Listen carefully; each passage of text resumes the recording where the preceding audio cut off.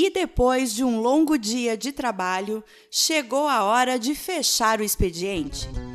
Está no ar mais um episódio do Fechando Expediente, o podcast da Amaral, Andrade e Rodrigues Advogados, o primeiro gravado e produzido por um escritório de advocacia do norte do Rio Grande do Sul.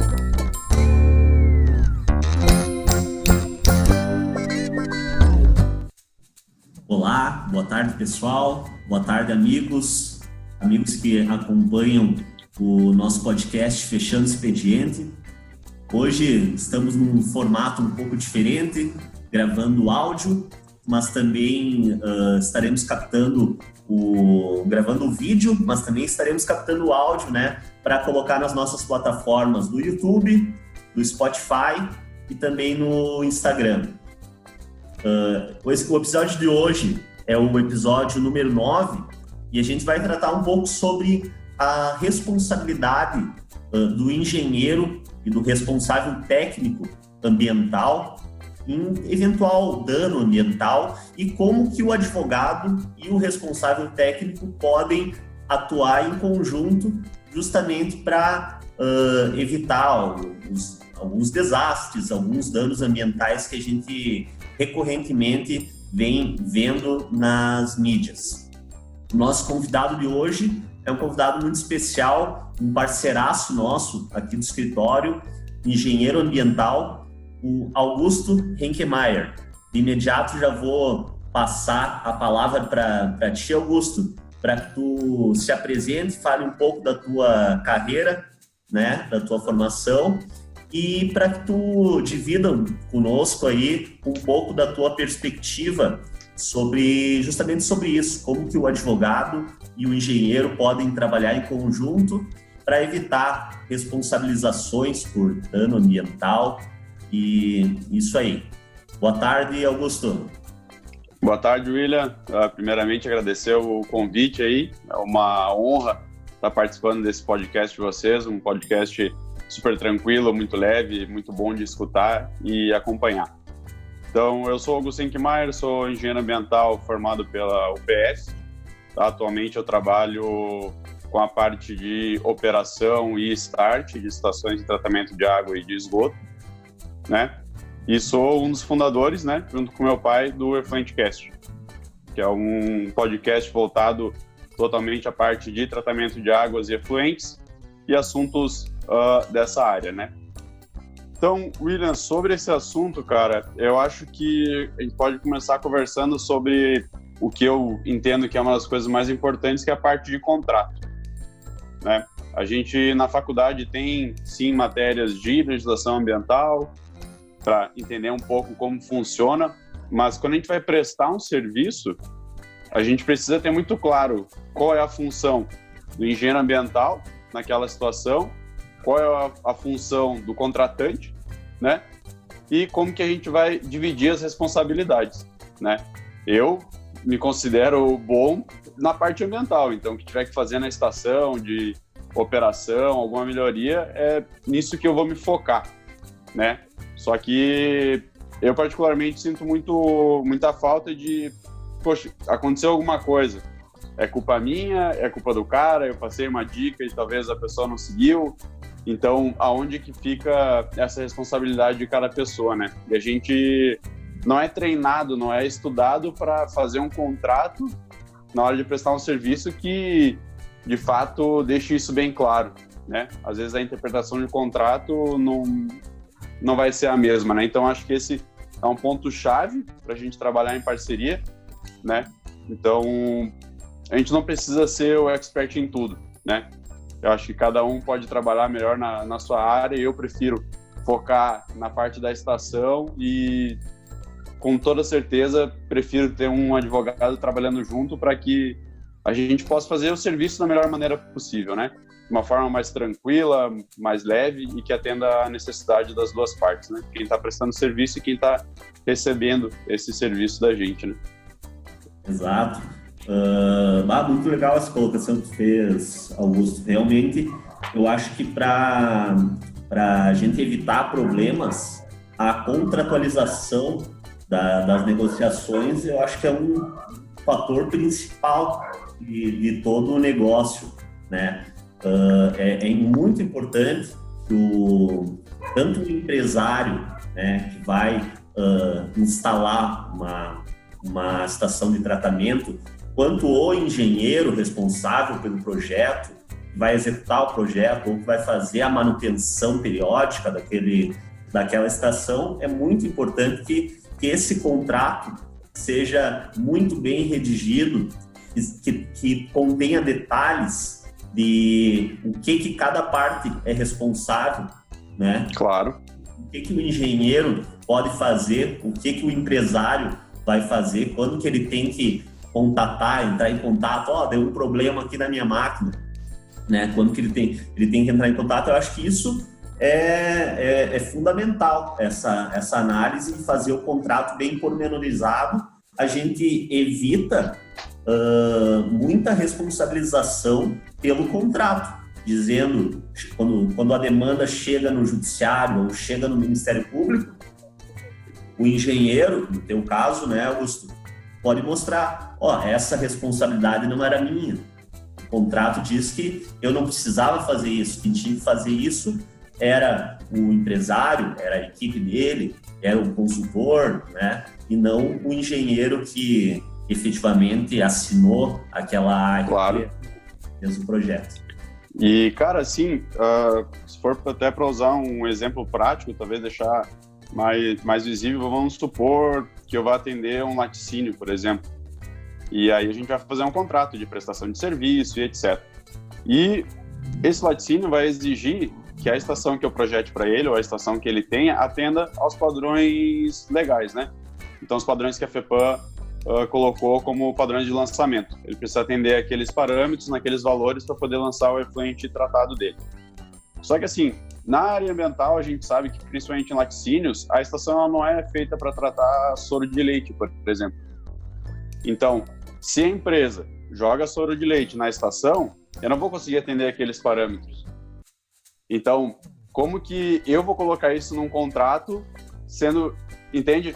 Exato. Então, eu acho que essa parte fica muito confusa se eu for fazer tudo sozinho. Eu acho que esse é o chave das pessoas terem, assim, ter a consultoria ambiental e ter, quando for prestar um serviço, uma assistência jurídica. Porque eu vou dizer para ele, cara, eu me responsabilizo por sim tratar aquele efluente, deixar naquelas condições, só que assim, se tiver uma entrada de soro de leite, eu não tenho como me responsabilizar pelo tratamento, porque a estação não foi feita para isso. Então, como que a gente coloca isso para depois, né, caso aconteça alguma coisa, eu não venha a ser responsabilizado por um erro que não foi meu. Né? Eu acho que isso é fundamental, assim. Exato, se o efluente for colocado, se não for o efluente correto ali, o tratamento vai ser diferente e não vai chegar nos níveis, né, que o órgão ambiental ele coloca na legislação, enfim, né, que pode ser colocado no meio ambiente, pode ser descartado, né? Exato. Então, Falasse do Effluent Cast, né? Foi muito interessante, a gente gravou um episódio em conjunto também, né? Mais um, que acho que vai ao ar ainda, não foi, né, Augusto? Vai, daqui 3 ou 4 semanas vai, a gente vai lançar mais um agora semana que vem, e aí tá na fila já, editado, esperando para ser lançado. Fica a dica, então, para o pessoal que está assistindo aqui o Fechando Expediente, o Effluent Cast, né? Por favor. Com certeza. Vários assuntos de questões ambientais, principalmente de tratamento de efluentes, estação, isso aí, né? É a especialidade tua e do teu pai, né, Augusto? Isso. Meu pai já trabalha aí há mais de 20 anos nessa área, então, claro que minha opinião é tendenciosa, né? Mas eu duvido aqui no Rio Grande do Sul a gente encontrar alguém que tenha mais experiência do que ele nessa área para passar esse conhecimento aí para todo mundo, né?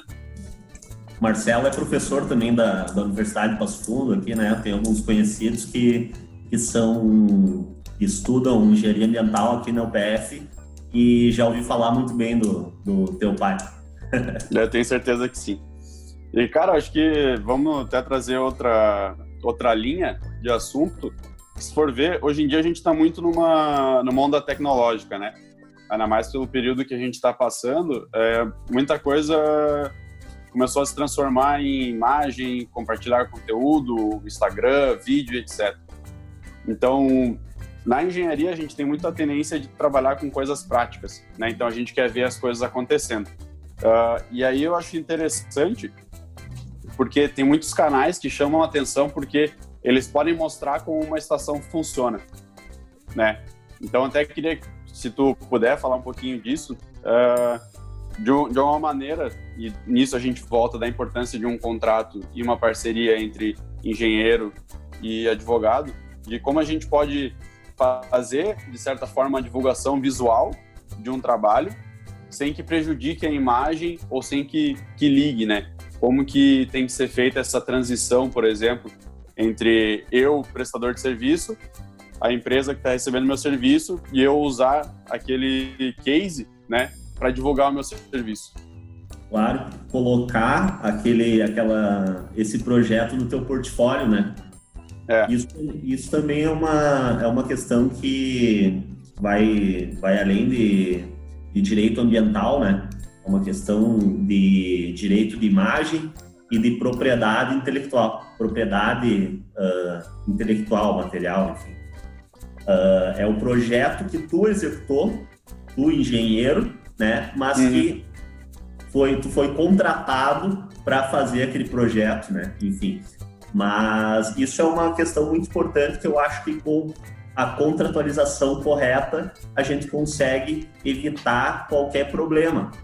Claro que tu não vai usar, mesmo que esteja no contrato, que tu pode usar aquele projeto e divulgar nas tuas redes sociais, no teu portfólio, no teu site, né? Mesmo que esteja no contrato, tu não vai poder ultrapassar aquilo que está ali no contrato. Tu não vai poder usar a empresa, por exemplo, né? Usar a imagem da empresa ou, de alguma forma, manchar a marca da empresa. Enfim, tudo tem limites, né? Limites de ponderação que devem ser respeitados justamente para a gente evitar uma judicialização da demanda, né? Evitar que isso tenha que ser discutido no judiciário, tenha que ser discutido no Ministério Público. É importante ter um bom senso, né, entre as partes. Mas, de início, colocar no contrato que aquele projeto pode ser usado pelo responsável técnico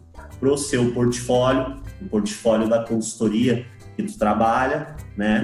Mas também ter um cuidado de não extrapolar e não manchar a imagem da empresa.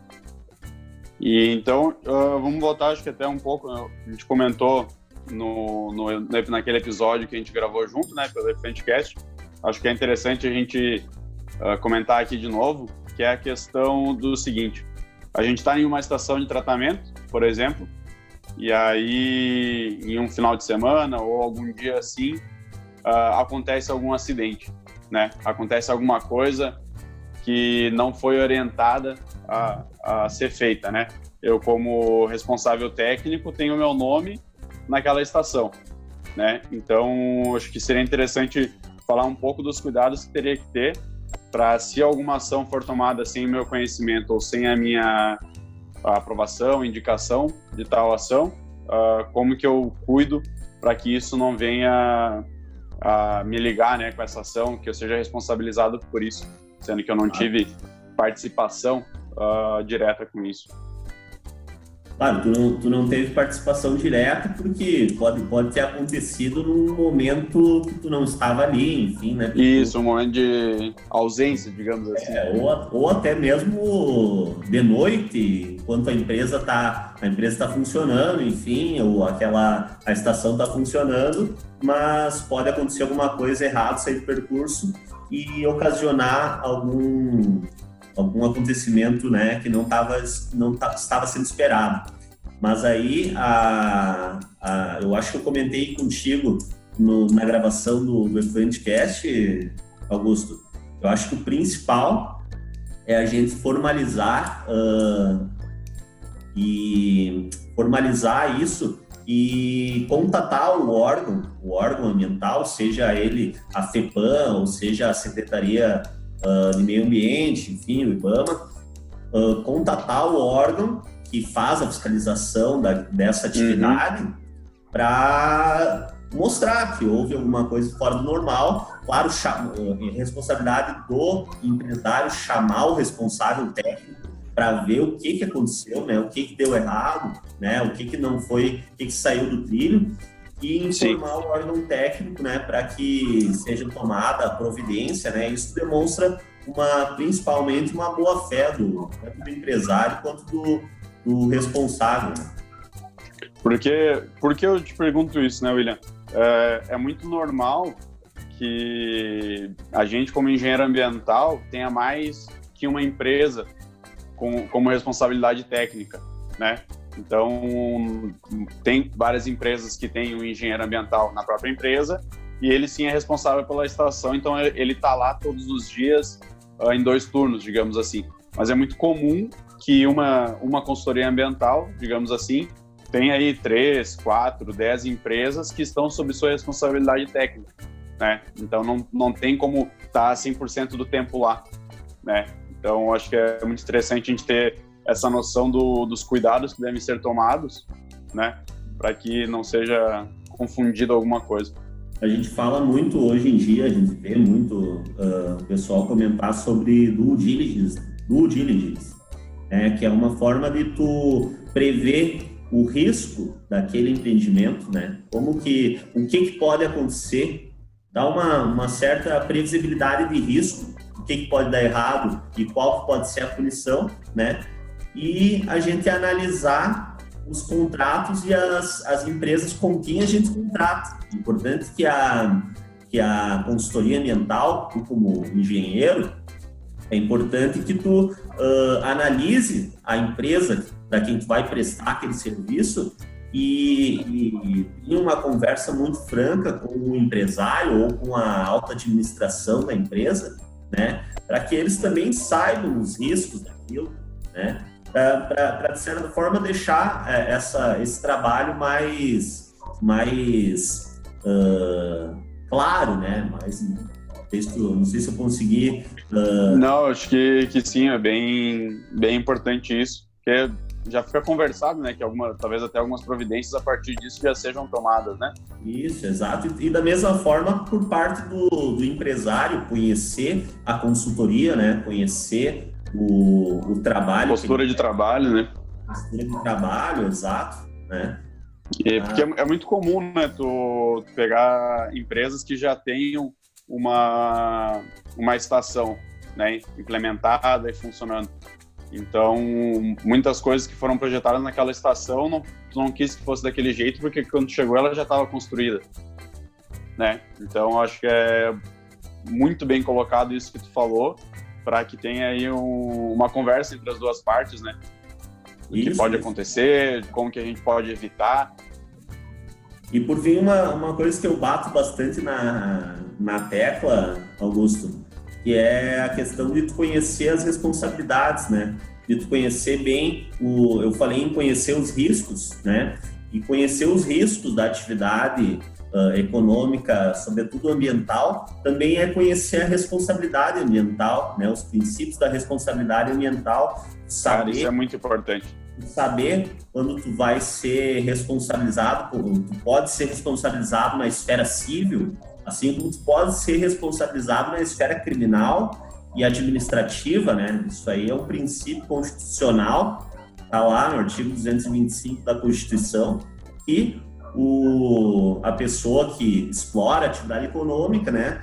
Como qualquer um de nós, se causar um dano ao meio ambiente, a gente pode ser responsabilizado nas 3 esferas. E conhecer a responsabilidade nas 3 esferas, eu acho que é papel principal do advogado ambientalista, justamente para tu saber tratar aquela demanda quando ela chegar no escritório, ou quando acontecer uma eventualidade, como tu disse, né? Quando algo sair do normal, né, dentro de uma estação, é importante que o advogado conheça essa responsabilidade para que ele saiba tratar e remediar aquele problema, né? É o princípio de saber como prevenir, né? Prever os riscos, saber quais são os riscos daquela atividade, né? Para prevenir um dano, mas se aquele dano não conseguir ser evitado, tu saber como remediar aquilo, né? Isso claro. é o principal, né? É a chave dessa nossa conversa. Pô, cara, eu falo por experiência, já trabalhei em consultoria ambiental, até em uma empresa que eu e meu pai tínhamos, e na área ambiental a gente tem uma carência muito grande de profissionais, advogados que de fato sejam especialistas na área de meio ambiente, que conheçam de fato a legislação e saibam qual o melhor caminho para a gente seguir, né? E às vezes até antes dos acidentes nós temos aí as licenças, né? Exato. Então, vai fazer uma licença de renovação, a FEPAM, né, partindo do princípio aí que a gente está falando do Rio Grande do Sul, surge com algumas exigências e a gente fica, que caminho que a gente vai tomar, como que a gente pode resolver. Então, é muito importante a gente saber como dar sequência nisso, né? E eu acho que a melhor forma de fazer isso é, de fato, sentar junto o engenheiro ambiental e o advogado, para cada um ir complementando o trabalho do outro, né? Então, acho isso muito interessante. Além da licença, tem as condicionantes que muitas vezes são impostas, né? Então, aquela atividade tem que constantemente cumprir aquelas condicionantes para manter a licença ativa, né? E continuar gerando seus produtos, enfim, né? Cara, isso é essencial pro nosso trabalho do dia a dia, não tem como seguir sem isso, tá ligado? Mas então tá, Augusto, eu agradeço tua disponibilidade em conversar conosco, tá? As portas do Fechando Expediente estão sempre abertas para ti, porque além de ser um parceiro do escritório, é um grande amigo, né, nosso, falo por mim, e acredito que seja os meus sócios também comunguem disso, tá? Acredito que sim. Então, um abração, espero que a gente possa gravar outros episódios estando lado a lado, né, aqui no escritório, porque a gente gosta desse contato pessoal, né? A tecnologia nos permite gravar por videoconferência, né, que nem a gente está fazendo agora, mas o contato humano, o contato presencial, ele, eu acho que é maior que tudo isso, né? Tomara que com certeza. A gente passe logo por essa situação para poder estar junto aí mais uma vez. Certo, cara, eu que agradeço o convite, espero aí que a gente possa gravar, se der, uma série de episódios, porque tem muita coisa que a gente pode conversar junto, desde licitações, auditoria, como que os dois podem trabalhar, isso aí rende horas de conversa, né? Então, agradeço imensamente o convite, da mesma forma, estou sempre disponível aí e tomara que a gente, como tu disse, né, passe esse momento difícil e a gente possa sentar lado a lado, conversar e disponibilizar mais conteúdo para o pessoal. Certo, então, obrigado, Augusto, até mais, um abraço. Um abraço. Então, finalizando mais um episódio do Fechando Expediente, eu peço que quem estiver ouvindo, se tiver sugestões de temas, críticas ou dúvidas, nos encaminhe nas redes sociais. Nosso Instagram é aar.advogados. No Facebook e no LinkedIn, você pode nos encontrar por Amaral, Andrade e Rodrigues Advogados. Uma boa noite e até mais.